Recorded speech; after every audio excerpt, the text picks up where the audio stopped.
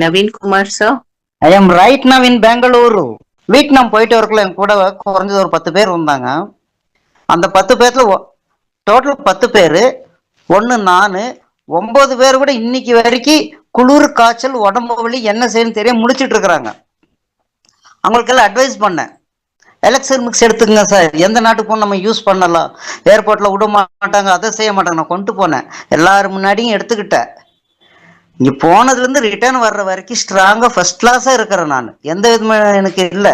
ஏன்னா அங்க அந்த வெளிநாடு போனப்போ வேட்னத்துல வந்துங்க, எந்த வண்டி ஆகட்டும் வீடே ஆகட்டுங்க ஏசி இல்லாம இருக்க முடியும். வெளியில வந்து கொதிக்குது, அனல் கொதிக்குது. கரெக்டான சாப்பாடு இல்லை. அந்த சாப்பாடு நம்ம சாப்பிட்டோம்னா நம்ம பாடிக்கு ஒத்துக்காதுங்க, லூஸ் மோஷன் ஆகு, இல்லைன்னா எக்ஸஸ் ஆஃப் ஹீட் ஆகி குளிர் காய்ச்சல் வந்துரு. எனக்கு எந்த இதுவுமே இல்லை மேடம், நார்மலா இருக்கிறேன். இது எதுக்கு சொல்றேன் அப்படின்னம்னா, சொன்னவங்க எல்லாமே அத்தனை பேர் கிண்டல் பண்ணவங்க தான், நெகட்டிவ் பண்ணவங்க தான்.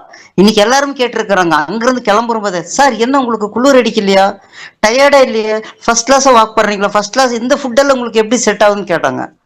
அதுதான் எலக்சர் மிக்ஸ். அந்த தருணத்துல 50 பேர்த்துக்கு காமிச்சது எங்களுடைய ப்ராடக்ட் தான். அப்பதான் எல்லாமே தலை குமிஞ்சு மறு பேச்சு யாருன்னாலும் பதில் சொல்ல முடியல.